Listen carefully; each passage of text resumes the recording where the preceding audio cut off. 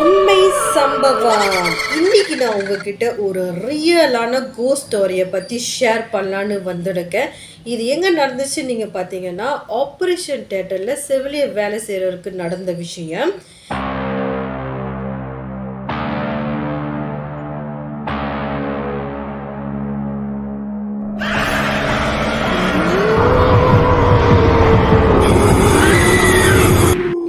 உங்கள் லைஃப்லேயும் இந்த மாதிரி கோஸ்ட் ஸ்டோரி நடந்திருக்கா? அது நீங்கள் என்கிட்ட ஷேர் பண்ணணும்னு நினச்சிங்கன்னா இன்ஸ்டாகிராமோட லிங்க் கீழே கொடுக்குறேன். ஸோ மறக்காமல் நீங்கள் வாய்ஸ் நோட்டாக கூட நீங்கள் ஷேர் பண்ணலாம். நிறைய பேர் என் சேனலில் பார்க்குறீங்க, ஆனால் சப்ஸ்கிரைப் பண்ண மாட்டேறீங்க. ஸோ மறக்காமல் சப்ஸ்கிரைப் பண்ணிவிடுங்க. அப்புறம் கோஸ்ட் ஸ்டோரி யாருக்கெல்லாம் பிடிக்குமோ உங்களுக்கு தெரிஞ்சவங்களுக்கு மறக்காமல் இந்த வீடியோவை ஷேர் பண்ணுங்கள். ஒரு லைக் பட்டனை தட்டி விட்டுடுங்க. என் சேனலில் நிறைய பேர் பார்க்குறீங்க, ஆனால் சப்ஸ்கிரைப் பண்ண மாட்டேறீங்க. எதுக்குன்னு தான் தெரிய மாட்டேது. ஸோ மறக்காமல் ஒரு சப்ஸ்கிரைப் பட்டனை தட்டி எனக்கு சப்போர்ட் பண்ணுங்க. வாங்க நம்ம திகிலான கோஸ்ட் ஸ்டோரிக்குள்ளே போகலாம். இந்த ரியல் ஸ்டோரியை நம்மக்கிட்ட ஷேர் பண்ணவங்க பேர் மோனேஸ். இந்த சம்பவம் அவங்களுக்கு நடந்துச்சான்னு பார்த்தீங்கன்னா, ஆமாம், மோனிக்கும் பவானிக்கும் செவிலியராக வேலை செஞ்சிட்ருக்கிறப்ப ஒரு ஹாஸ்பிட்டலில் நடந்த சம்பவம். இந்த சம்பவம் எப்போ நடந்துச்சுன்னு பார்த்தீங்கன்னா 2014 தான் நடந்திருக்கு. இந்த மோனிக்கும் பவானிக்கும் நர்சிங்காக படிக்கணும்னு ரொம்ப ஆசை. ஸோ பக்கத்தில் இருக்கிற ஊர்லேயே அங்கே காலேஜில் போயிட்டு இவங்க படிக்கிறாங்க. ஸோ அந்த காலேஜில் எப்படின்னா, அவங்க படித்து முடிச்சதுக்கு அப்புறமா 3 மாதம் ட்ரைனிங் போவாங்க. ட்ரைனிங் போயிட்டு அந்த ஹாஸ்பிட்டல்லே அவங்க வேலை செய்யறனாலும் அவங்க வேலை செய்யலாம், இல்லை வேறு இடத்துக்கு வேலை செய்ய போனாலும் அவங்க வேலைக்கு போகலாம். அதனால் இவங்க 3 மாதம் ட்ரைனிங்க்கு ஃபஸ்ட்டு போகிறாங்க. அதாவது படித்து முடிக்க போகிறாங்க. அது முடிச்சுட்டு இவங்க ட்ரைனிங் போகிறாங்க. ஸோ ட்ரைனிங் போயிட்டு மாதம் அவங்க ஜென்ரல் வார்டில் தான் அவங்க வேலை செய்யணும். ஸோ அதே மாதிரி அந்த மோனையும் பவானியும் ஜென்ரல் வார்டில் ஃபஸ்ட்டு வேலை செய்கிறாங்க 1 மாதம் ஆனதுக்கப்புறமா. அடுத்து பார்த்தீங்கன்னா 2வது மாதம் அவங்க ஆப்ரேஷன் தியேட்டரில் வேலை செய்யணும். 3வது மாதம் ஐசியூவில் வேலை செஞ்சுட்டாங்கன்னா அதுக்கப்புறம் இவங்களுக்கு சர்டிஃபிகேட் கொடுத்துருவாங்க. ஸோ இந்த டைமில் மோனேஸும் பவானியும் என்ன பண்ணுறாங்கன்னா, நம்ம படித்த காலேஜோட ஹாஸ்பிட்டல் தானே இது, நம்ம போய் அங்கே ஜாலியாக ஜாயின் பண்ணலான்னு ஜாலியாக ஜாயின் பண்ணுறாங்க ட்ரைனிங்க்கு. நான் முதல்ல சொன்ன மாதிரி இவங்க ட்ரைனிங்க்கு ஃபர்ஸ்ட் மந்த் போகிறாங்க. அந்த ஃபர்ஸ்ட் மந்த் நல்லா தான் இவங்களுக்கு போகுது. ஜென்ரல் வார்டனால சந்தோஷமாக இவங்க வேலை செய்கிறாங்க. அந்த டைமில் இவங்க ட்ரைனிங் போயிருக்கிறதுனால இவங்களுக்கு மேலே சீனியர் 4 பேர் அங்கே வேலை செய்கிறாங்க. இந்த மோனேஸ்க்கு நிறைய விஷயத்த புதுசாக கற்றுக்கணுன்னு அவங்களுக்கு ரொம்ப ஆசை. ஸோ இந்த மோனேஸ் ஒரு போல்டான பெண்மணி கூட. ஸோ ஃபர்ஸ்ட் மந்த் இவங்களுக்கு நன்னா போச்சு. ஸோ செகண்ட் மந்த் இவங்க ஆப்ரேஷன் தியேட்டரில் வேலை செய்யணும். ஸோ இந்த ஹாஸ்பிட்டல் ரொம்ப ஃபேமஸான ஹாஸ்பிட்டல். அந்த ஏரியா ஃபுல்லாக இருக்கிறவங்கெல்லாம் இந்த எலும்பு சம்மந்தப்பட்ட விஷயங்கள், எலும்பு முறிஞ்சு போன விஷயங்கள் எல்லாமே அங்கே தான் வருவாங்க. அந்த மருத்துவமனையில் போனால் குணமாகாமல் திரும்பி வரமாட்டாங்க, நல்லா குணமாகி தான் திரும்பி வருவாங்க அப்படின்னு நல்ல பேர் போட்ட ஹாஸ்பிட்டல் தான் அது. ஸோ 2வது மாதம் அவங்க ஆப்ரேஷன் தியேட்டரில் வேலை செய்யணும். ஸோ அந்த டைமில் அவங்களுக்கு என்ன வருதுன்னா, நைட் ஷிஃப்ட்டு அவங்களுக்கு வந்துடுது. இப்போ 6 மணிக்கு பூந்தாங்கன்னா நாளைக்கு காலையில் 6 மணிக்கு தான் அவங்களுக்கு வேலை முடியும், மோனிக்கும் பவானிக்கும். ஸோ நைட் டைமில் வேலை செய்கிறதுனால செவிலியர் எல்லாம் கொஞ்சம் பேர் தான் இருப்பாங்க. 3 பேர் இருப்பாங்க, 3 பேர் 4 பேர் அந்த மாதிரி தான் இருப்பாங்க. ஸோ இவங்க 2 பேர், அப்புறம் இவங்க கூட சேர்ந்து ஒரு 3 சீனியர் இருக்காங்க. ஸோ டே டைமில் வேலை பார்த்தவங்க என்ன பண்ணுவாங்கன்னா, பேஷண்டோட டீட்டெயில்ஸ் லிஸ்ட் எல்லாத்தையும் இவங்கக்கிட்ட கொடுத்துட்டு அதுக்கப்புறம் அவங்க கிளம்பிடுவாங்க. ஸோ முதல் நாள் 2வது நாள் நல்லா தான் போகுது. ஸோ 3வது நாள் என்ன ஆகுதுன்னா, அதே மாதிரி டே ஷிஃப்டில் வேலை செஞ்சவங்க சில விஷயத்த ஒரு முக்கியமான விஷயத்த இந்த மோனிக்கிட்டேயும் பவானிக்கிட்டேயும் சொல்லியிருக்காங்க. அந்த ஹாஸ்பிட்டலில் 4 ஆப்ரேஷன் தியேட்டர் இருக்குது. ஸோ இந்த சீனியர் என்ன சொல்லியிருக்காங்கன்னா, இன்றைக்கி மட்டும் அந்த 4ஆவதாக இருக்கிற ஆப்ரேஷன் தியேட்டருக்கு யாரும் போவிடாதீங்க அப்படின்னு சொல்லியிருக்காங்க. என்ன காரணம்னு சொல்லி பார்த்தாக்கா, இன்றைக்கி காலையில் ஒரு ஹஸ்பண்ட் ஒய்ஃபு மோட்டர் பைக்கில் போயிட்டுருக்காங்க. ஸோ அவங்க ஒரு லோரி மோதி ஆக்சிடென்ட் ஆகிடுது. அந்த டைமில் வந்து அவங்களோட கணவர் வந்து அந்த இடத்துல இறந்து போயிடுறாங்க. ஸோ ஒய்ஃபு மட்டும் சீரியஸாக இருக்காங்கன்னு அவங்கள வேகமாக கூட்டிகிட்டு வந்திருக்காங்க. எல்லா ஆப்ரேஷன் தியேட்டரும் பிஸியாக இருக்கிறதுனால 4ஆவதாக இருக்கிற ஆப்ரேஷன் தியேட்டர் மட்டும் ஃப்ரீயாக இருக்கிறதுனால இந்த டாக்டர் வந்து நல்ல ஃபேமஸான டாக்டர், நல்ல கைராசியான டாக்டர். அவர் என்ன பண்ணுறாருன்னா இந்த ஒய்ஃப் அவங்க இருக்காங்களா அவங்கள கூட்டிக்கிட்டு பக்கத்து அந்த 4வது ரூமுக்கு போயிட்டு ஆப்ரேஷன் தியேட்டரில் ஆப்ரேஷன் பண்ண ஸ்டார்ட் பண்ணியிருக்காரு. அப்போ என்ன நடந்திருக்குன்னா ஒரு பயங்கரமான விஷயம் ஒன்று நடந்திருக்கு. என்ன நடந்துச்சு பார்த்தாக்கா, அந்த டாக்டர் வந்து ஆல்ரெடி சொல்லியிருக்காரு, என்னால் முயற்சி தான் பண்ண முடியும், நான் பார்க்குறேன், என்னால் காப்பாற்ற முடியலன்னா முடியாதுன்னு சொல்லிட்டு தான் அவர் ஆப்ரேஷன் தியேட்டருக்குள்ளே கூட்டிகிட்டு போயிருக்காரு. ஸோ அங்கே போயிட்டு அவர் எவ்வளோ ட்ரை பண்ணி பார்க்குறாரு. ஆனால் அவங்களுக்கு வந்து மூளையிலேருந்து பிளட்டு வந்துக்கிட்டே இருந்திருக்கு. ஆனால் என்ன ஒரு கஷ்டமான விஷயம்னா அந்த பெண்மணி வந்து மாசமாக வேற இருந்திருக்காங்க. அப்போ இந்த டாக்டர் எப்படியாவது காப்பாற்றிடலான்ட்டுன்னு எவ்வளோ கஷ்டப்பட்டு அவரை ட்ரை பண்ணி பார்த்துருக்காரு. அந்த பெண்மணி அங்கேயே இறந்தும் போயிடுறாங்க. ஸோ அவங்க இறந்து 5 மணிக்கு மேலே ஆகிறதுனால ஹாஸ்பிட்டல் ரூல்ஸ் படி அவங்க வந்து 11 மணிக்கு தான் இந்த அவங்களோட சடலத்தை கொடுப்பாங்களாம். அதுவும் இது ஆக்சிடென்ட் கேஸ்னால அப்போ போலீஸ்லாம் வேறு வருவாங்கள்ல. அப்போ போலீஸ் உடனே சொல்லியிருக்காங்க, நாளைக்கு நீங்கள் ஒரேடியாக கொடுத்தா போதும், ஏன்னா எங்களுக்கும் கொஞ்சம் ஃபார்மாலிட்டிஸ் இருக்குது, அதெல்லாம் நாங்கள் முடிக்கணும் அப்படின்னு சொல்லியிருக்காங்க. அதனால் என்ன பண்ணுறாங்கன்னா அந்த 4வது ஆப்ரேஷன் தியேட்டர் ரூம்லேயே அந்த பெண்மணியை எல்லாத்தையும் பேக்கிங் பண்ணி அவங்க சடலத்தை ஓரமாக வச்சுருக்காங்க அதே ரூமில். அதுக்கப்புறம் என்ன ஆகுதுன்னா நைட்டு மணி 8 ஆகுது. ஸோ 8 ஆகுதுன்னா நைட் ஷிஃப்ட் செய்கிற எல்லா சீனியரும் வந்துடுறாங்க. ஒரு 3 பேர் இருப்பாங்க, அவங்களாம் வந்துடுறாங்க. ஸோ வந்த கையோட அப்போ உடனே அவங்க என்ன சொல்கிறாங்கன்னா, இந்த மாதிரி அந்த 4th ரூம் இருக்குல்ல, அங்கே வந்து அந்த இறந்து போனாங்கன்னா அவங்களோட பிளட் எல்லாம் கொஞ்சம் கீழெல்லாம் செதறி கிடக்கு. ஸோ அதெல்லாம் க்ளீன் பண்ணணும். அங்கே வந்து நார்மலாக உள்ளுக்கு போடுறது டாக்டரு அப்புறம் செவிலியர், இவங்க 2 பேர் தவிர வேறு யாருமே உள்ளே போடக்கூடாது. இதுதான் அங்கே உள்ள ரூல்ஸு. அப்போ உடனே இந்த மோனிஸுக்கு தான் ஆல்ரெடி நிறைய ஆர்வம் இருக்குல்ல, அவங்க வந்து லேஸில் பயப்படவும் மாட்டாங்க. அப்போ உடனே அவங்க சொல்கிறாங்க, நான் வரேன் அப்படின்னு சொல்கிறாங்க. அப்போ உடனே பவானி வந்து அவங்க கண்டுக்கிறாங்க, எனக்கு பயமாக இருக்குது, நான் வரல அப்படின்னு சொல்லிடுறாங்க. அப்போ மோனிஸை மட்டும் தனியாக உள்ளே அனுப்பாமல் அப்போ ஒரு சீனியர் என்ன பண்ணுறாங்கன்னா, சரி நானும் கூட போகிறேன்னு சொல்லிட்டு 2 பேரை அந்த ஆப்ரேஷன் தியேட்டருக்குள்ளே பூடுறாங்க. அப்போ அந்த சீனியரும் மோனிஸும் உள்ளே பூந்துட்டாங்க. ஸோ பூந்த கையோட என்ன பண்ணுறாங்கன்னா, அங்கே வந்து நார்மலாக போட்டெல்லாம் க்ளீன் பண்ண மாட்டாங்க. ஒரு பக்கெட்டில் தண்ணி எடுத்து வச்சுக்கிட்டு அந்த பிளட்டை தொலைச்சிட்டு அப்புறம் நிலச்சிட்டு மறுபடியும் க்ளீன் பண்ணிவிட்டு அந்த மாதிரி தான் அவங்க செய்வாங்க. ஸோ அந்த வேலையை வந்து மோனை செஞ்சுக்கிட்டு இருக்காங்க. அப்போ அந்த சீனியர் என்ன பண்ணுறாங்கன்னா, ஆப்ரேஷன் தியேட்டரில் மருந்துங்க எல்லாமே மெடிசன் எல்லாம் செக் பண்ணிவிட்டு இருக்காங்க, எல்லாம் கரெக்டாக இருக்கா அப்படின்னு சொல்லி அவங்க எல்லாமே செக் பண்ணிகிட்டு இருக்காங்க. ஸோ மோனைஸும் அது பெருசாக எடுக்காமல் அவங்க பாட்டுக்கு அவங்க வேலையை பார்த்து க்ளீன் பண்ணிக்கிட்டு இருக்காங்க. அப்போ என்ன ஆகுதுன்னா, அந்த சீனியர் என்ன சொல்கிறாங்களா, ஐயோ கொஞ்ச நேரம் ரெடி, நான் ஃபோன் எடுத்துகிட்டு வர மறந்துட்டேன், நான் போய் ஃபோன் எடுத்துகிட்டு வரேன்னு சொல்லிட்டு டக்குன்னு அவங்க வெளியில் போயிட்டாங்க. ஸோ அவங்க வெளியில் போனது கூட இவங்க வந்து பெருசாக எடுத்துக்கல, ஓகே ஒன்றும் பிரச்சனை இல்லை அப்படின்னு சொல்லிட்டு இவங்க பாட்டுக்கு இவங்க வேலையை பார்க்குறாங்க. ஆனால் இவங்க பார்க்க முன்னுக்கு முதையே வந்து மத்தியானம் சொன்னாங்க பார்த்தீங்களா, இந்த மாதிரி ஆப்ரேஷன் தியேட்டரில் ஒரு பெண்ணு இறந்து போயிட்டாங்க அப்படின்ட்டுன்னு. அப்போவே அந்த சீனியர் வந்து பவானியும் மோனேஸையும் கூப்பிட்டு வந்து காட்டியிருக்காங்க. ஏன்னா அவங்க திரும்பி பயந்துடக்கூடாது அப்படின்னு சொல்லிட்டு காட்டியிருக்காங்க, அதோ இங்கே தான் இருக்க அந்த பொண்ணு அப்படின்னு சொல்லியிருக்காங்க. அப்போது மோனிஸ் எதிர்ச்சியாக என்ன பண்ணுறாங்கன்னா, அவங்க டக்குன்னு அப்படி திரும்பி பார்த்துருக்காங்க. அந்த பொணம் வந்து அவங்க பார்த்தாங்களே அந்த மாதிரி அங்கே படுத்துல, இவங்க எல்லாம் எங்கே பயந்துட போகிறாங்கன்னு அதை வந்து லெஃப்ட் சைட்டில் திருப்பி படுக்க வச்சுருக்காங்க. ஸோ மூஞ்சி தெரியாமல் லெஃப்ட் சைட்டில். ஆனால் மோனிஸ் பார்க்கும் போது அந்த பொணம் இருக்குல்ல, ஃபேஸை வந்து திருப்பி மோனிஸையே அப்படியே ஸ்லைட்டான பார்வையில் பார்த்துக்கிட்டே இருக்கிற மாதிரி இவங்க பார்த்த உடனே இந்த மோனிஸ்க்கு பயங்கர பயமாயிடுச்சு. அப்போ அந்த பயத்தை காட்டிக்க கூடாதுன்ட்டுன்னு இவங்க என்ன பண்ணாங்க, வேகமாக போயிட்டு அந்த கதவை திறக்க போகிறாங்க. அந்த ஆப்ரேஷன் தியேட்டர் இருக்குல்ல, அந்த நிறைய ரூம்லேயே இந்த 4வது ரூம் வந்து ரொம்ப ஸ்பெஷலான ரூம்பா. ஏன்னா இதுதான் ஃபஸ்ட்டு அந்த ஹாஸ்பிட்டலில் வந்து கட்டியிருக்காங்க ஆப்ரேஷன் தியேட்டரா. ஸோ அதனால் இது வந்து பயங்கரமாக கட்டியிருப்பாங்களா. நார்மலாக இந்த ஆப்ரேஷன் தியேட்டரில் ஒரு கண்ணாடி இருக்கும், உள்ளே என்ன நடக்குது வெளியில் லைட்டாக பார்க்குற மாதிரி ஒரு கண்ணாடி இருக்கும். ஆனால் இந்த ஆப்ரேஷன் தியேட்டரில் அப்படி கிடையாது. ஃபுல்லாக சில்வரில் எல்லாத்தையும் க்ளோஸ் பண்ண மாதிரி தான் டோர் இருக்குமா. ஸோ ரொம்ப பழைய ஹாஸ்பிட்டல்னால இவங்களுக்கு வந்து அந்த கதவை திறக்க ரொம்ப கஷ்டமாச்சு. ரொம்ப ட்ரை பண்ணி பார்க்குறாங்க, அந்த கதவை இவங்கனால திறக்க முடியல.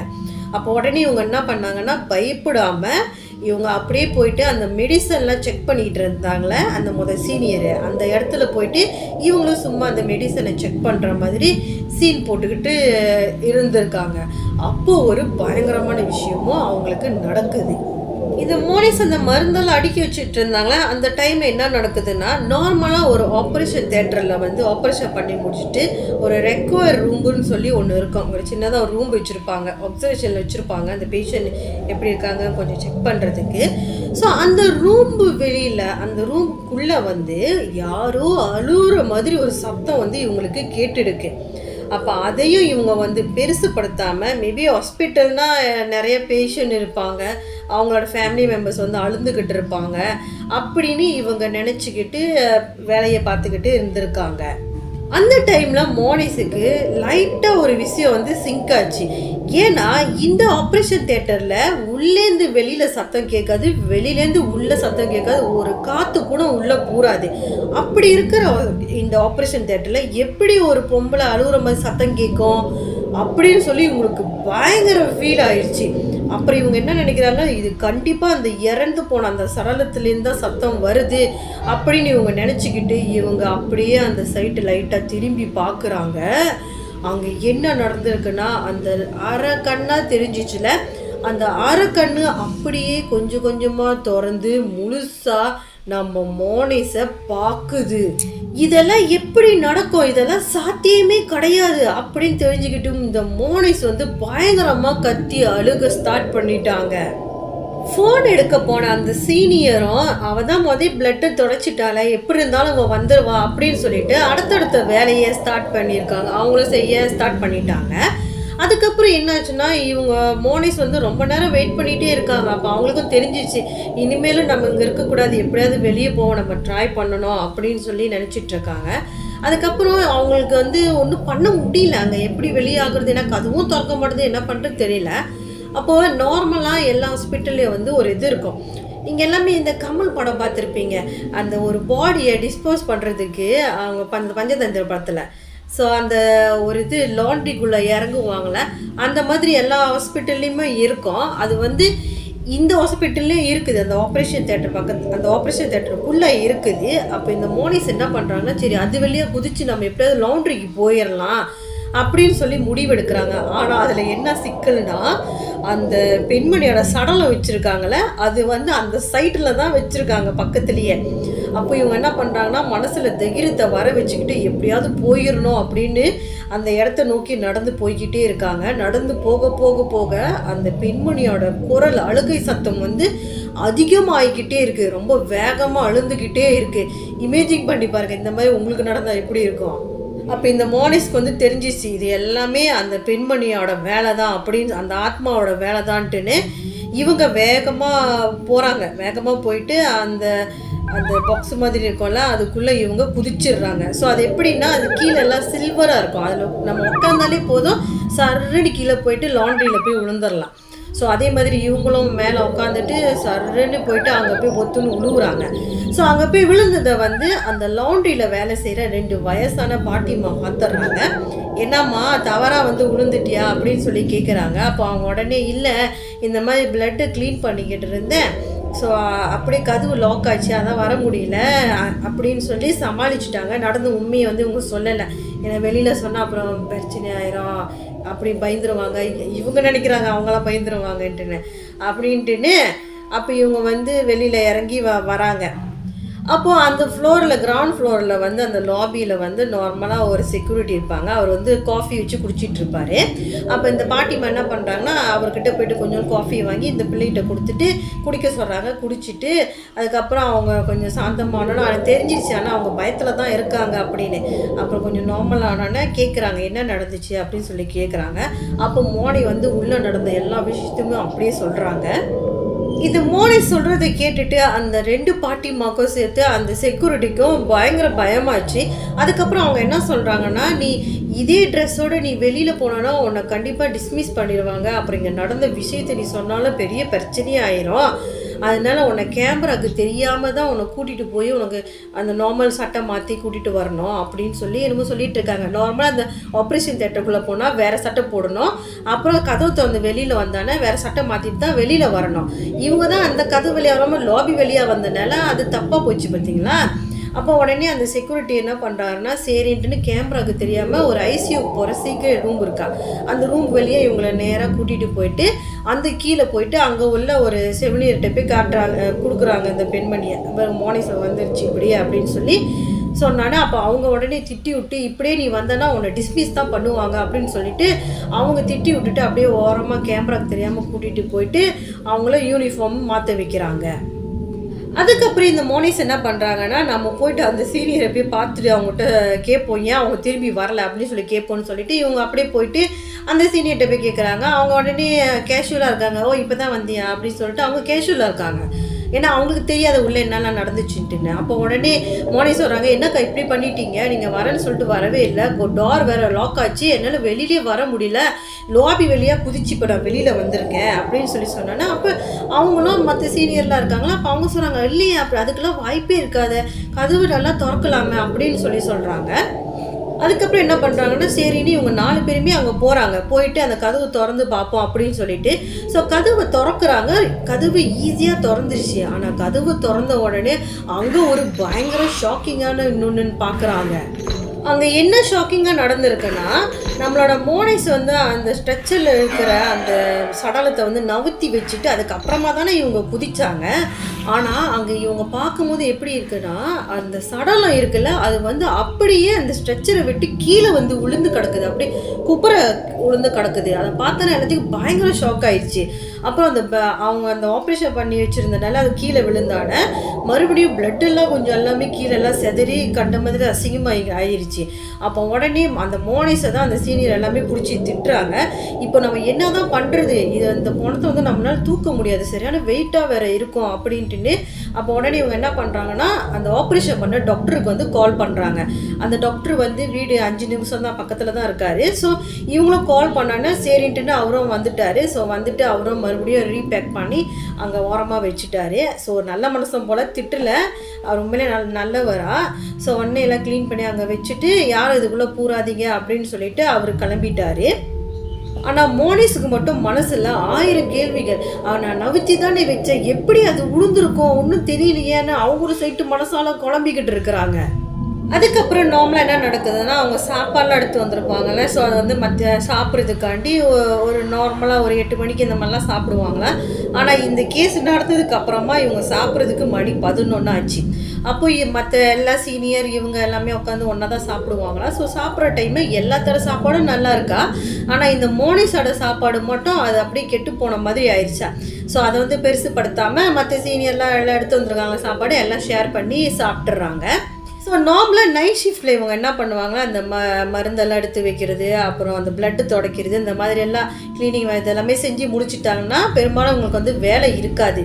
ஒரு எமர்ஜென்சி ஏதாவது வர ஒரு கேஸ் அப்படின்றனால தான் அவங்க அங்கே வேலைக்கு நைட் ஷிஃப்ட்டே இருக்காங்க. ஸோ நார்மலாக எல்லா வேலையும் முடிச்சுட்டாங்கன்னா மற்ற சீனியர் இந்த செவிலியர்லாம் என்ன பண்ணுவாங்களா போய் கீழே உட்காந்து படம் பார்ப்பாங்க. அப்படி இல்லைன்னா சில பேர் படுத்தெல்லாம் தூங்கிடுவாங்க. அப்போ மற்றவங்களாம் தூங்கிட்டாங்க. இவங்க இந்த மோனிஸ் மட்டும் இவங்க தூங்கவே இல்லை, நடந்த விஷயத்தெல்லாம் யோசிச்சுக்கிட்டே இருக்காங்க. அப்புறம் கீழே வேற அந்த பாட்டிமா வேற சொன்னாங்களா இந்த விஷயத்தெல்லாம் நீ யார்கிட்டையும் சொல்லாத, அப்புறம் உனக்கு வேலை போயிடும் அப்படின்னு சொன்னாங்களா. அதை வேற யோசிச்சுக்கிட்டு இவங்க வந்து ரொம்ப டயர்டாயிட்டாங்க. நார்மலாக காலை ஷிஃப்ட்டில் வந்து 7 மணிக்கு எல்லாம் வந்துடுவாங்களாம். ஸோ ரிப்போர்ட்லாம் அவங்ககிட்ட ஒப்படைச்சிட்டு இவங்க கிளம்பிடுவாங்க. அன்றைக்கின்னு பார்த்து ஒரு மணி 8 ஆச்சு அவங்க கிளம்புறதுக்கு. அப்போ இவங்க உடனே என்ன பண்ணுறாங்க ரிசப்ஷனில் போயிட்டு அவங்கக்கிட்ட சொல்கிறாங்க எனக்கு உடம்பெல்லாம் வலிக்கிற மாதிரி இருக்குது, ஒரே பெயினாக இருக்குது, நான் இன்றைக்கி வேலைக்கு வந்தால் தான் வருவேன் அப்படின்னு ஒரு வார்த்தை சொல்லிவிட்டு அந்த இடத்துலேருந்து அவங்க கிளம்புறாங்க. அதுக்கப்புறம் மோனிஸ் வந்து நார்மலாக ஒரு ஷேர் ஆட்டோ ஏறி தான் போகுவாங்க. ஸோ போயிட்டு அதுக்கப்புறம் கொஞ்சம் தூரத்தில் வந்து அவங்க நடந்து போகணும் வீட்டுக்கு. அந்த இடத்துல நடந்து போகிற வழியிலே ஒரு பத்திரகாளி அம்மன் கோவிலும் அதை தாண்டி முடிச்சோன்னா ஒரு சர்ச்சும் இருக்கும். இவங்க வந்து கிறிஸ்டியன் ப்ளஸ் இந்து. அப்போ இவங்க வந்து என்ன பண்ணுவாங்கன்னா வேலை விட்டு போகும்போது வெளியிலே நின்றுக்கிட்டு 2 சாமியுமே வணங்கிட்டு இவங்க போவாங்க. ஸோ மற்றவங்களாம் என்ன பண்ணியிருக்காங்கன்னா இவங்க எப்போதும் 2 சாமியை வணங்குறதுனால மற்றவங்களாம் அப்படியே ஒரு கேவலமாக பேசிட்டு சிரிச்சுட்டு அப்படி இருப்பாங்க. ஆனால் அதெல்லாம் பெருசுப்படுத்தாமல் மோனிஸ் வந்து நார்மலாக சாமியெல்லாம் கும்பிட்டு அவங்க பாட்டுக்கு போயிட்டு இருப்பாங்க. அன்றைக்கின்னு பார்த்து அவங்க வந்து எந்த சாமியும் கும்பிடவும் இல்லை, அவங்க பாட்டுக்கு நடந்து போய்கிட்டே இருந்திருக்காங்க அவங்க வீட்டுக்கு. ஸோ இவங்க வர லேட் ஆனது காரணத்தினால அவங்களுக்கு வந்து அவங்க அப்பா இல்லை, அவர் விட்டுட்டு போயிட்டாரு. அப்போ அவங்க அம்மா தான் இருக்காங்க. அவங்க அம்மா, அவங்களுக்கு ஒரு தங்கச்சி. அவங்க அம்மா வந்து வேலைக்கு வந்து 8 மணிக்கு போவாங்க, அவங்க தங்கச்சி வந்து ஸ்கூலில் விட்டுட்டு போவாங்க. ஸ்கூல் முடிஞ்சு அவங்க தங்கச்சி வந்து அவங்க பாட்டி வீட்டில் இருப்பாங்க, அவங்க அம்மா கூட்டிகிட்டு வீட்டுக்கு வருவாங்க. அப்போ இந்த மோனிஸ் என்ன பண்ணாங்கன்னா, இவங்க நேராக வீட்டில் போயிட்டு அப்படியே படுத்து தூங்கிட்டாங்க.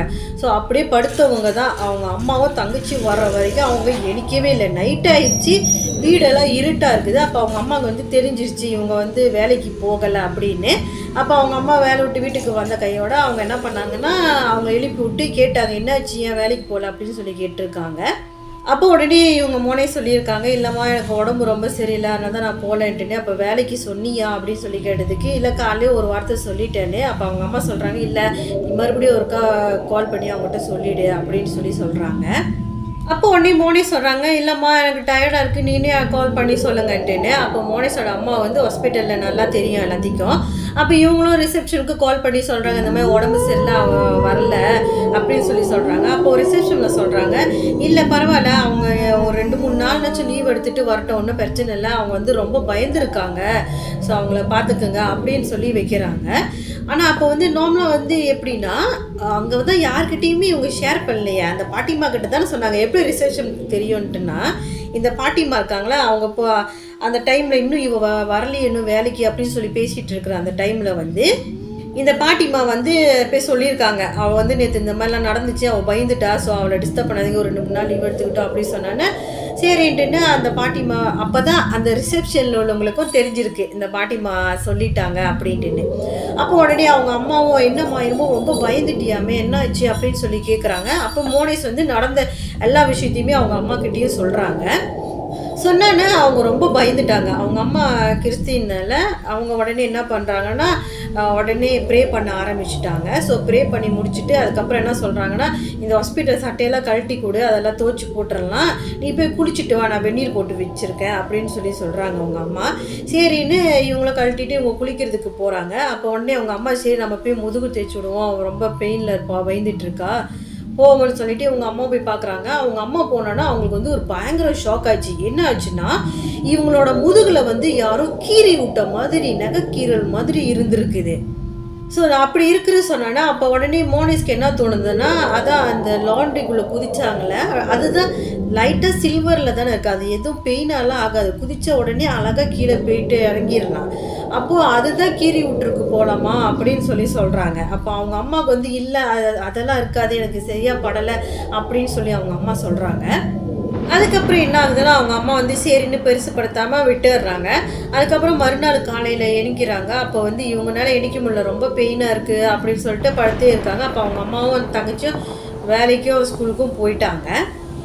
அதுக்கப்புறம் என்ன ஆகுதுன்னா, நைட்டு 1 மணி ஒரு 8 அந்த மாதிரி இருக்கும். அப்போ அவங்க அம்மா வீட்டில் வந்து தேடுறாங்க, வீடில் லைட்டும் தட்டல, ஒன்றும் தட்டல, இந்த மோனிஸை வேற காணோம், எங்கே போகணுச்சு தெரியலன்னு ஊர் ஃபுல்லாக தேடிட்டு வராங்க. சரி மொட்டை மாடியில் போய் பார்ப்போன்னு சொல்லிட்டு மொட்டை மாடியில் போய் பார்க்குறாங்க. ஒரு பிரம்ம பிடிச்ச மாதிரி ஓரத்தில் போய் உக்காந்துருக்காங்க. அதை பார்த்தோன்னே உங்கள் அம்மாவுக்கு கோவம் வந்துருச்சு, உன்னை தேடி தேடி ஊர் ஃபுல்லாக நான் தேடிட்டு வரேன், நீ என்னன்னா இங்கே உட்காந்துருக்க, உனக்கு சொல்கிறதுல முடியாதா ஒன்றும் அப்படின்னு சொல்லி பேசினானே. அப்போ மோனிஸ் இருக்காங்கல்ல, ஒரு வார்த்தை சொன்னோன்னா அவங்க அம்மா அப்படியே பயந்து போயிட்டாங்க. அப்போ இந்த மோனிஸ் என்ன சொல்கிறாங்கன்னா, என் புள்ளிய கூட அப்படின்னு சொல்லி கேட்டுட்ருக்காங்க. அப்போ அவங்க அம்மா கேட்குறாங்க, உனக்கு இன்னும் கல்யாணமாகவே எந்த பிள்ளையை நான் கொடுக்குறது, என்ன பிள்ளை அப்படின்னு சொல்லி கேட்டானே. அதுக்கப்புறமா தான் அவங்க அம்மாவுக்கு ஞாபகம் வருது, ஓ அன்றைக்கி நம்மக்கிட்ட சொன்னால இந்த மாதிரி நடந்துச்சுன்ட்டுன்னு. அப்போ அவங்க அம்மாவுக்கு தெரிஞ்சிச்சு, இது வந்து அந்த ஆத்மாவோட வேலை தான் அப்படின்னு தெரிஞ்சோன்னே. அப்போ உடனே உனக்கு பிள்ளை தானே வேணும், நான் கொடுக்குறேன்னு சொல்லிட்டு அவங்க அம்மா அவங்க மார்னிங்ஸ் அப்படியே கூட்டிக்கிட்டு பக்கத்தில் வந்து ஒரு கோவில் இருக்குது, அந்த கோவிலுக்கு கூட்டிகிட்டு போகிறாங்க. ஏன்னா சர்ச்சுக்கு போனோன்னா ரொம்ப தூரம், என் பிள்ளையை எப்படியாவது காப்பாற்றி ஆகணுன்ட்டுன்னு இவங்க வந்து ஃபஸ்ட்டு அந்த கோவிலுக்கு கூட்டிகிட்டு போகிறாங்க. கோவிலை நெருங்க நெருங்க என்ன ஆகுதுன்னா, இந்த மோனிஸ் வந்து அவங்க அம்மாவை பலாருன்னு அரைஞ்சிட்டு கையை விட்டுட்டு ஓட பார்க்குறாங்க. ஸோ அப்போ அவங்க பக்கத்தில் இருக்கிறவங்கெல்லாம் வேகமாக வந்து அவங்களுக்கு ஹெல்ப் பண்ணுறாங்க. அவங்கள பிடிச்சிட்டு நேராக கூட்டிகிட்டு போயிட்டு அந்த கோயில் முன்னுக்கு உட்கார வச்சுட்டாங்க. கோவில் முன்னுக்கு உட்கார வச்சானே இந்த விஷயம் தெரிஞ்சாலும் அந்த பூசாரி வேகமாக வந்துட்டார். ஸோ அவர் வந்துட்டு என்ன பண்ணார்னா, நார்மலாக இந்த ஆணியை வந்து உச்சி முடியில் வச்சு சுருட்டுவாங்க, சுருட்டிக்கிட்டே வருவாங்க. அப்போ தான் அந்த ஆத்மா வந்து வெளியில் போகாது, அடுத்த பூஜை நம்மளால் பண்ண முடியும் அப்படின்றதுக்காண்டி. ஸோ அது வந்து கொஞ்சம் பெயினாக இருக்கும். ஸோ அப்போ என்ன நடக்குதுன்னா, அப்போ இவங்க அந்த பூசாரி வந்து அந்த தலையில் வச்சு சுற்றிக்கிட்டே வராங்க. அதுக்கப்புறம் வந்து அவங்களுக்கு வந்து ரொம்ப பெயின் ஆயிடுச்சு. அப்போ இந்த மோனிஸ் உடம்புல இருக்கிற அந்த ஆத்மா சொல்ல ஆரம்பிக்குது ஒவ்வொன்றா. அது என்ன சொல்லுதுன்னா, நான் வந்து எவ்வளோ கனவுகளோடு இருந்தேன், என் பிள்ளை பிறந்தோன்னு அதை பார்க்கணும் அப்படின்னு இருந்தேன், சந்தோஷமாக இருக்கலாம் அப்படின்னு பார்த்தாக்கா அல்ப வயசில் என் ஹஸ்பண்ட் வேறு ஆக்சிடெண்ட்டில் இறந்து போயிட்டாரு. ஆப்ரேஷன் பண்ணிகிட்டு இருக்கும்போது கூட அவங்க வந்து என்ன சொல்லுவாங்க, சுயநலம் லைட்டாக இருந்திருக்கோம்ல, அப்போ உடனே அவங்க நினச்சிட்டு இருந்தாங்க எப்படியாவது நம்ம குழைச்சிருவோம், நம்ம பிள்ளையை நம்ம பார்க்கலாம் அப்படின்னு சொல்லி நினச்சிட்டு இருந்தாங்க. ஆனால் அவங்க வந்து இறந்து போயிட்டாங்க. அதை என்னோட மரணம் வந்து என்னால் ஏற்றுக்க முடியல. நான் அதனால தான் ரொம்ப ஃபீல் ஆகிட்டேன். அப்போ அந்த டைமில் வந்து இந்த மோனிஸ் தான் அங்கே வந்து எல்லாம் என் ரத்தத்தை வந்து முதலையாக க்ளீன் பண்ணிகிட்டு இருந்தாங்க. அப்போவே நான் வந்து இவங்களை ஆக்கிரமிக்க ஆரம்பிச்சிட்டேன். நான் இன்னும் கொஞ்ச நாள் இவங்களோட உடம்புல இருந்துட்டு கொஞ்சம் சந்தோஷமாக வாழ்ந்துட்டு அதுக்கப்புறம் நான் போயிடுறேன் அப்படின்னு சொல்லி பயங்கரமாக அந்த ஆத்மா வந்து அழுந்துக்கிட்டு இருக்குது. அதுக்கப்புறம் இந்த பூசாரி என்ன பண்ணியிருக்காருன்னா, அந்த ஆத்மா கூட அப்படியே பேச்சு கொடுத்து அதுக்கு வந்து வாக்கு கொடுத்துட்டு தான் இவரை வந்து அந்த ஆத்மாவை வந்து வெளியில் எடுத்திருக்காரு. அவர் என்ன சொல்லியிருக்காருன்னா, இனிமேல் இந்த பிள்ளை உடம்புல நீ வரக்கூடாது, உன்னை வந்து நான் இந்த ஆணியை வச்சு கட்டுறது எதுக்குன்னா, இந்த பிள்ளையோட உடம்புக்குள்ளே நீ போகக்கூடாது, நீ சுதந்திரமாக இங்கே திரிஞ்சிக்கோ அப்படின்னு சொல்லி வாக்கு எடுத்துட்டு தான் அவங்க முடியை கட் பண்ணி ஒரு மரத்தில் போய் அடிச்சிருக்காரு. அதுக்கப்புறம் என்ன ஆகுதுன்னா, ஒரு வாரம் ஆகுது. ஸோ இவங்க ஒரு வாரம் ஆகி இன்னமும் வேலைக்கு வரலையே அப்படின்னு சொல்லிட்டு இப்போ கூட வேலை செஞ்ச அந்த சீனியர் செமினர்லாம் இருக்காங்களா, அப்போ அவங்கெல்லாம் என்ன பண்ணாங்கன்னா, சரி வீடு பக்கத்தில் தானே இருக்குது, நம்ம போய் பார்த்துட்டு வரலாம்னு சொல்லிட்டு அவங்கெல்லாம் பார்க்குறதுக்கு வந்திருக்காங்க. ஸோ பார்த்து கையான உனக்கு என்னாச்சு, என்ன ப்ராப்ளம் அப்படி இப்படி சொல்லி கேட்டோன்னா, அப்போ அவங்க அம்மா வந்து எல்லா விஷயத்தையுமே சொல்லிட்டாங்க, ஹாஸ்பிட்டலில் நடந்த எல்லா விஷயத்தையுமே சொல்லிட்டாங்க. அப்போ என்ன ஆகுதுன்னா, இவங்க கூட பார்ட்னராக உள்ளே போனாங்கல்ல அந்த சீனியரு, அவங்க மட்டும் அவங்களும் போல்டானவங்க தான். அப்போ அவங்க என்ன சொல்லியிருக்காங்கன்னா, நீ வந்து வேலைக்கு வா, ரிக்யூர் ஆனான வேலைக்கு வா, ஆனால் அங்கே வந்துட்டு அந்த 4வது ரூமுக்கு மட்டும் நீ போகாத, யாராவது உன்னை கூப்பிட்டாங்கன்னா வேற ஆளை நீ மாற்றி விட்டுட்டு நீ போகாத அப்படின்னு சொல்லியிருக்காங்க. ஸோ அதை கேட்டுட்டு அதுக்கப்புறம் இவங்களும் உடம்பெல்லாம் நல்லா ஆனான மோனிஸும் வேலைக்கு போயிருக்காங்க. வேலைக்கு போனோன்னா நார்மலாக டாக்டர் எல்லாம் கூப்பிடுவாங்க. ஸோ அங்கே கூப்பிட்டோன்னே இவங்க போகணும். சப்போஸ் இவங்க போகல, எனக்கு பயமாக இருக்குது அப்படின்ட்டுனா டாக்டர் வந்து வேறு செமினியர் கூப்பிடுவாங்க, அவர் சீனியர் அந்த மாதிரி போயிட்டு அவங்களாம் ஹெல்ப் பண்ணுவாங்க. அதே மாதிரி இவங்களும் பல மாதமாக அங்கே போகாமலே இருந்திருக்காங்க. அதுக்கப்புறம் என்ன ஆகுதுன்னா, இந்த மோனிஸோட ஃப்ரெண்டு பவானி இருக்காங்களே, பவானி மற்ற சீனியரு இவங்க எல்லோரும் சேர்ந்து தான் போய் அந்த ரூம்பை க்ளீன் பண்ணிவிட்டு எல்லாமே செஞ்சு முடிச்சுட்டு வருவாங்க. எங்கே போனாலும் சேர்ந்து போயிட்டு வந்துட்டு இருந்தாங்க.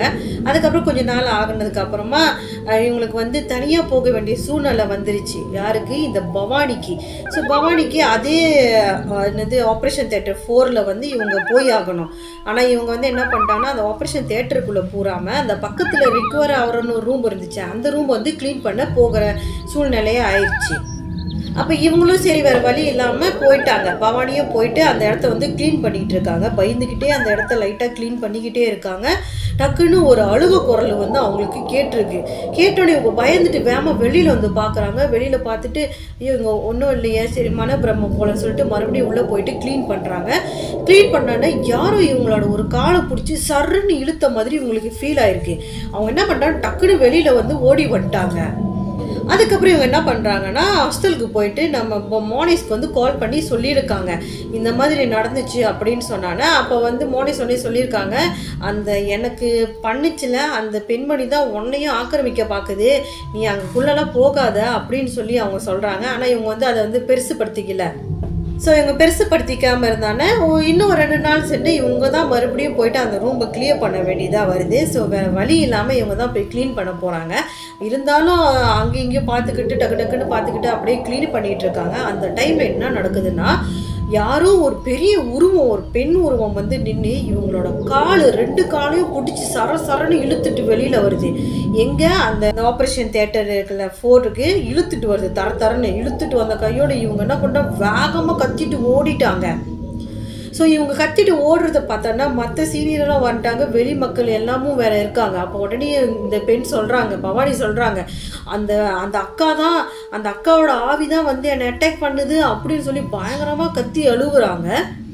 ஸோ அழுந்ததுக்கப்புறமா அதுக்கப்புறம் என்ன பண்ணுறாங்கன்னா அந்த டாக்டர் உடனே வந்து சொல்கிறாங்க, இப்படி தான் பொதுமக்கள் முன்னுக்கு கத்துவீங்களா, இந்த மாதிரி தான் ஹாஸ்பிட்டல் பேர் வீணாக போயிடாதா அப்படின்னு சொல்லிட்டு இந்த பவானியும் மோனிஸையும் வேலை விட்டு தூக்குங்க அப்படின்னு சொல்லிட்டு டாக்டர் அங்கேருந்து போயிட்டாரு.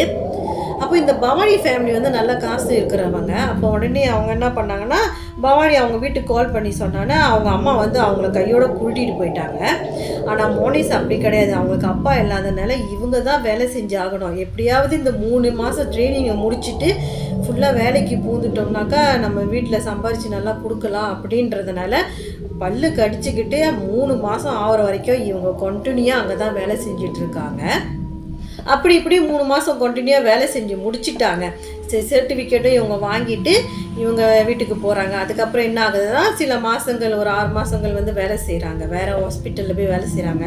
ஸோ வேலை செஞ்சுட்டு கொஞ்சம் நாள் சென்று அவங்க வீட்டில் அவங்க அம்மா வந்து ஒரு மாப்பிள்ளை பார்க்குறாங்க. மாப்பிள்ளை பார்த்து அவங்களுக்கு கல்யாணம் பண்ணி வைக்கிறாங்க. இந்த மாப்பிள்ளை பார்த்து கல்யாணம் பண்ணி வச்சது பெங்களூரில். ஸோ இவங்க தூரமாக போய் தான் கல்யாணம் பண்ணியிருக்காங்க. அப்போ வந்து இவங்க வந்து இந்த பவானி கூட வந்து அப்பப்போ ஃபோனில் பேசிகிட்டு இருப்பாங்க. அதுக்கப்புறம் வந்து அப்படியே அதுவும் கட் ஆயிடுச்சு, ஃபோன் பேசுகிறதும் இல்லை. அதுக்கப்புறம் மோனிஸ் கல்யாணம் பண்ணி போய் 6 மாதம் மேலே ஆச்சு. அதுக்கப்புறம் என்ன நடக்குதுன்னா அவங்க இருக்கிற ஊரில் வந்து திருவிழா வருது. ஸோ அப்போ என்ன பண்ணுறாங்கன்னா ஹஸ்பண்ட் ஒய்ஃப் வந்து சேர்ந்து பெங்களூர்லேருந்து இங்கே வராங்க. இங்கே வந்து திருவிழாவை அட்டென்ட் பண்ணுறாங்க. ஸோ திருவிழாவெல்லாம் அட்டென்ட் பண்ணிவிட்டு அதுக்கப்புறம் இவங்க என்ன பண்ணுறாங்கன்னா, சரி பவானிக்கு கால் பண்ணி பார்ப்போம் அப்படின்னு சொல்லி கால் பண்ணி பார்க்குறாங்க. ஆனால் ஃபோன் நாட் ரீச்சபிள்னு வருது. அப்போ உடனே என்ன சொல்கிறாங்க அவங்க ஹஸ்பண்ட் கிட்டே, இங்கே பக்கத்தில் தான் என் ஃப்ரெண்டு வீடு இருக்குது, வாங்க நம்ம ஒரு எட்டு போய் பார்த்துட்டு வரலாம் அப்படின்னு சொல்லி சொல்கிறாங்க. அப்போ அவங்க ஹஸ்பண்டும் சரி போகலான்னு சொல்லிட்டு மோட்டர் பைக்கில் அவங்க 2 பேரும் சேர்ந்து போகிறாங்க. ஸோ அங்கே போனாடா அவங்க வீட்டில் போய் பார்த்த உடனே இந்த மோனிஸுக்கு பயங்கர ஷாக் ஆயிடுச்சு. ஏன்னா பவானி வந்து அவங்களோட ஒரு சைடு காலில் வந்து ஒரு சின்னதாக ஒரு கொப்பளம் வந்து அந்த கால் ஃபுல்லாக செதையே இல்லாமல் எலும்பு மட்டும் இருக்கிற மாதிரி பார்த்தோன்னே இவங்களுக்கு பயங்கர கவலையாயிட்டாங்க. என்னாச்சுன்னு சொல்லி கேட்குறாங்க. ஆனால் அந்த பவானி மேலே ஒன்றும் பேசலை, அப்படியே பிரம்ம பிடிச்ச மாதிரியே உட்காந்துருக்காங்க. அப்போ உடனே அவங்க அம்மா வந்து என்ன சொல்கிறாங்கன்னா, அந்த ஹாஸ்பிட்டல்லேருந்து கூட்டிகிட்டு வந்து ஒரு 2வது நாளில் இந்த மாதிரி ஒரு புண்ணு மாதிரி காலில் வந்துச்சு, ஒரு கொப்பளம் மாதிரி வந்தோடனே இந்த மாதிரி ஆயிடுச்சு. அப்பப்போ வந்து இங்கே அந்த அக்கா அங்கே நடக்கிறாங்கன்னு பைத்தியம் பிடிச்ச மாதிரி பேசிக்கிட்டு இருக்கிறா, பிரம்ம பிடிச்ச மாதிரி ஒரே இடத்துல உட்காந்துட்டா, அந்த கால் வர இப்படி ஆச்சு, நான் போகாத கோவில் இல்லை, நான் போகாத ஹாஸ்பிட்டல் இல்லை, எனக்கு என்ன பண்ணுறது தெரியல அப்படின்னு சொல்லி அவங்க அம்மா ரொம்ப வேதனையாக சொல்லிக்கிட்டு இருக்காங்க. அதுக்கப்புறம் என்ன ஆகுதுன்னா அங்கே நடந்த விஷயத்த அப்படியே வந்து மோனிஸ் வந்து அவங்களோட அம்மா கிட்ட சொல்லிகிட்டு இருக்காங்க. ஸோ அந்த டைமில் என்ன ஆகுதுன்னா அந்த பவானி வந்து நார்மலாக காலேஜ் படிக்கிற டைமெல்லாம் இந்த மோனிஸ் வீட்டுக்கு வந்துட்டு அவங்க அம்மா கிட்டலாம் பேசிட்டு அப்படிலாம் போயிட்டுருப்பாங்க. அப்போ உடனே அவங்க அம்மா சொல்கிறாங்க, அவள் நல்ல பிள்ளையாச்சு, அவளுக்கு என்ன ஆயிடுச்சு, இந்த மாதிரி ஆயிடுச்சா, சரி நான் ஒன்று சொல்கிறேன், நம்ம வந்து ஒரு சர்ச்சு இருக்குது, அந்த சர்ச்சில் வந்து இந்த பேயெல்லாம் பயங்கரமாக ஓட்டுவாங்களாம், அங்கே கூட்டிகிட்டு போகலாம் அப்படின்னு சொல்லி சொன்னானே. அப்போ உடனே மோனிஸும் அவங்க வீட்டில் சொன்னான்னா அவங்க அம்மாவும் சரி போகலாம் அப்படின்னு சொல்லிட்டு என்ன பண்ணுறாங்கன்னா, இந்த மோனிஸும் அவங்க ஹஸ்பண்டும் மோட்டர் பைக்கில் வராங்க. அந்த பிள்ளையோட அம்மாவும் பவானியோட அம்மா, அப்புறம் இவங்களோட அம்மா, இவங்க எல்லாமே சேர்ந்து ஒரு ஆட்டோவில் சேர்ந்து போய்கிட்டு இருக்காங்க அந்த சர்ச்சுக்கு போகிற வரைக்கும் சிரித்து பேசிக்கிட்டே வந்துட்டு இருக்காங்க. சர்ச்சு நிறங்கின கையோட ரொம்ப கோபமாக இருக்க ஆரம்பிச்சிட்டாங்க இந்த பவானி. அதுக்கப்புறம் என்ன ஆகுதுன்னா எல்லாமே அப்படி இப்படி ஃபோர்ஸ் பண்ணி அந்த பவானியை பிடிச்சி இழுத்து தரன்னு உள்ளே கூட்டிகிட்டு போட்டாங்க சர்ச்சுக்குள்ளே. அங்கே போனால் ஒரு புனித தண்ணி ஒன்று இருக்கும், அந்த தண்ணி எடுத்து அவங்க மேலே தெளித்த கையோட டக்குன்னு அது அங்கேயும் இங்கேயும் சுற்றி கீத்தி பார்த்துட்டு நம்மளோட மோனிஸை பார்த்துட்டு உன்னை என்னால் எதுவுமே இன்னும் செய்ய முடியல அப்படின்னு சொல்லி அது பேசுனான்னா அந்த மோனிஸ்க்கு வந்து பயங்கர பயமாயிருச்சு.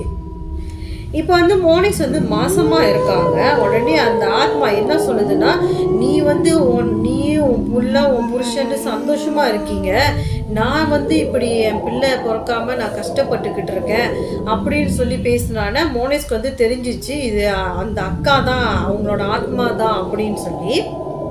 இந்த ஆத்மா சொன்னதுக்கு அப்புறமா தான் மோனிஸ்க்கு வந்து ஒரு விஷயம் வந்து சிங்க் ஆயிருக்கு. என்னன்னா, இவங்க மாசமானதுக்கு அப்புறமா இவங்க தூங்கும் போதெல்லாம் இவங்க தலைமையின் பக்கத்துல யாரோ நிக்கிற மாதிரி, அப்பப்போ கிராஸ் பண்ணி யாரோ போற மாதிரி இந்த மாதிரிலாம் கொஞ்சம் லைட்டா ஃபீல் ஆயிருக்கு. இப்பதான் அவங்களுக்கு தெரியுது அதெல்லாம் இந்த பெண்மணிதோட ஆத்மா தான் அவங்கள ஆக்கிரமிக்கிறதுக்காண்டி வந்திருக்கு அப்படின்னு சொல்லி. இவங்க வந்து எப்போதுமே அந்த ஒரு அம்மன் கோவிலுக்கு போனாங்கல்ல, அந்த கோவிலுக்கு இதை வந்து எப்போதுமே ஃபேமிலியோடு போயிட்டு வர்றது, அவங்க கொடுக்குற குங்குமத்தை தான் இவங்க நெத்தியில் வச்சுக்கிட்டு இருப்பாங்களாம். ஸோ அதனால தான் இந்த ஆத்மாவனால் ஒன்றும் பண்ண முடியலன்னு அந்த பவானியோட வாயிலேருந்து அந்த பேய் வந்து சொல்லிக்கிட்டு இருக்கு. உடனே அவங்க அம்மாவுக்கு வந்து பயங்கர ஷாக் ஆயிடுச்சு. ஐயோ, நம்ம கூட்டிகிட்டு வந்தது ரொம்ப தப்பாக போச்சு போல அப்படின்னு அவங்க அம்மா ஃபீல் பண்ணிட்டு இருக்காங்க. அப்போ உடனே அந்த சர்ச்சில் இருக்கிறவங்கெல்லாம் அப்படி இப்படி மந்திரம்லாம் பண்ணி அந்த ஆத்மாவை ஒரு வழியாக கட்டுப்படுத்தி வெளியில் ஆக்கி வச்சுட்டாங்க. இன்னும் ஒரு பயங்கரமான விஷயம் நடந்திருக்குல்ல இந்த மோனிஸுக்கும் பவானிக்கும். இந்த மாதிரி சம்பவம் உங்களோட லைஃப்லேயும் நடந்திருக்கா? அப்போ நீங்கள் மறக்காமல் என்கிட்ட ஷேர் பண்ணுங்கள். அதை நான் மக்கள்கிட்ட கொண்டு போய் சேர்க்குறேன். நீங்கள் என்கிட்ட ஷேர் பண்ணணும்னு நினச்சிங்கன்னா நான் கீழே பாருங்கள் இன்ஸ்டாகிராமோட லிங்க் கொடுக்குறேன் டிஸ்கிரிப்ஷன் பாக்ஸில். நீங்கள் அதில் தட்டிட்டு கூட நீங்கள் போயிட்டு ஃபாலோ பண்ணிவிட்டு வாய்ஸ் நோட்டாக கூட நீங்கள் என்கிட்ட ஷேர் பண்ணலாம். யாரெல்லாம் என் சேனலை சப்ஸ்கிரைப் பண்ணாமல் இருக்கீங்களோ மறக்காமல் சப்ஸ்கிரைப் பண்ணிவிடுங்க. நிறைய பேர் பார்க்குறீங்க ஆனால் சப்ஸ்கிரைப் பண்ண மாட்டேறீங்க. சப்ஸ்கிரைப் பண்ணுங்கள். அதுக்கப்புறம் இந்த வீடியோவை பேய் பார்க்குற ஸ்டோரி பிடிச்சவங்களுக்கு ஷேர் பண்ணுங்கள். மறக்காமல் ஒரு லைக் பட்டனை தட்டி விட்டுருங்க. அடுத்த வீடியோவில் நம்ம